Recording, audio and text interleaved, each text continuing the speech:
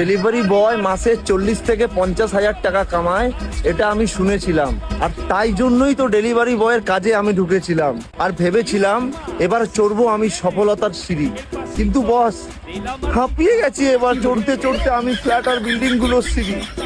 আরো অবস্থা খারাপ হয়ে যায় যখন কোনো কাস্টমার এক্সট্রা পয়সার লোভ দেখিয়ে বলে, দাদা একটু আনতে পারবেন সিগারেট আর বিড়ি। জীবনে আর কিচ্ছু বাকি নেই বন্ধু, সারা দিন শুধু অটো আর রিক্সার পিপি পিপি পিপি। শুধু বেঁচে থাকে তো একটাই জিনিস, স্যার ওটিপি। আরো অবস্থা খারাপ হয়ে যায় যখন কোনো অ্যাড্রেসে যায় আর বলি, স্যার আমি আপনার লোকেশনে চলে এসেছি, দাদা ভুল জায়গায় পড়ে গেছে লোকেশনটা, আরো 1 কিলোমিটার আসতে হবে।